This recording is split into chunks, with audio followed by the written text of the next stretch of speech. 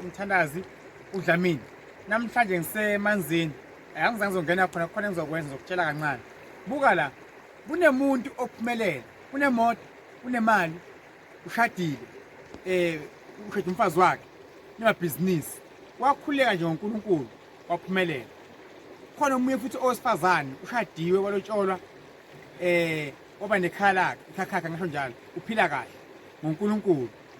Kunomunye umuntu futhi owesifazane othe before alotshola ashada aphumelela, abazali bakhe bamhambela enyangeni kubathandazi kuphi nakuphi, bafuna impilo yakhe, bangamthakathisi, bamlungisela impilo. uNkulunkulu khona but udinga ukuthi nawe bunguwe bakho usukume phansi ulungise impilo yakho. uNkulunkulu usiza umuntu oyisizayo.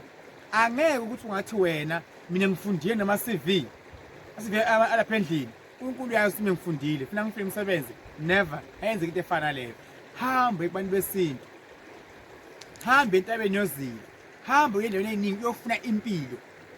Impilo uyoyeka mhla wendlule emhlabeni. Ukuthi abantu bathini ngawukhohlwa ngabantu, bohlezi abantu bakhuluma. Noma ngihamba ngenyawo kanje bazangihleka bangikhulume kabi, ngihamba ngemoto bazangikhuluma, ngifake icathulo ezibovu kuphela iviki ngizothi ngithwele, ngifake amateki manye, bohlezi abantu bakhuluma.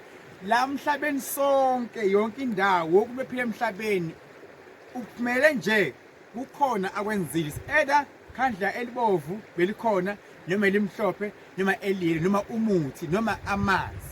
Uyazi ukuthi uphumele kanje. So mbukelo khona ekhaya ungevumi umntakini, ezilonga impilo yakho iya phambili, ibambe lapho ungayekela. Ukuthi ukhoza kiphi inkonzo kukuwe lento leyo.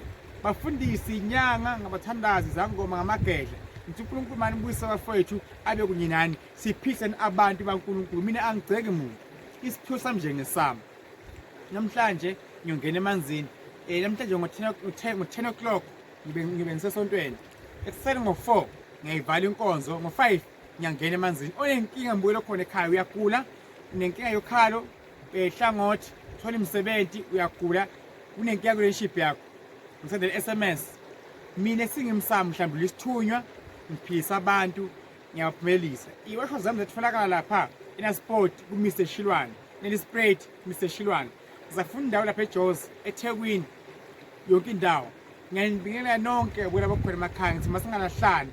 Isihloko sami sithi noma i-channel yami ikhuluma ngento eyodwa ethi masibuyeni kuphi emuva emasikweni ethu, singathathi simanje manje. Yithi usithatha ungasilahli isintu sasekhaya kini, yazi lapho uvela khona, lapha e-UK, e-America, eZimbabwe, Botswana, Maputo, Swaziland. Mawufunda zakho zifike kuwe ziyahamba nangendiza, ziyangena futhi naseposini, siyafaka futhi nasephepha. Abona bakhona emakhaya ngumthandazi. Naw ngibuka lapha ekhaya uyangibona umuntu lo ikhona into nayo segazini lakhe, umuntu esithunywa amampela, umuntu uphiwe. Nawe mbukelo khona ekhaya ngiyazi ukuthi uphiwe. So ke amanzi lawo kamina ngenza into yenzeke manje ngalamanzi lawo angeze salamisi, but ngiyakuphumelisa mbukelo khona ekhaya. Ngiyalibingelela nonke ngithi okhuluma umthandazi uDlamini namhlanje la emanzini. Ngiphuphe kahle ngendlela lesimanga, mali iphupha namhlanje alivumi ukuthi ngalisho public ngiyayilaqala, but ngiphuphe labantu engihamba nabo mina ngabantu abakhulu.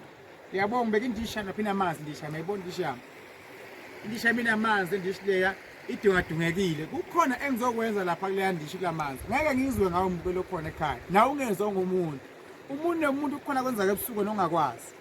Abantu banemali nje baba ngemabhemu besedisi, bo ranger laba. Uyazi ukuthi wenza njani ukuze aphumelele.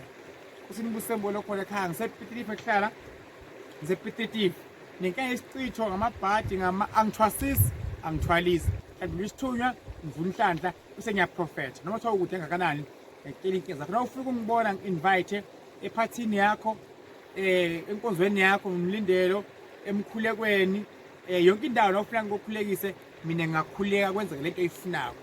Ethembani nizophumelela. 071 5292 117 073 1044 262. Usibusembolo khona ekhaya. God bless you. Ngiyabonga.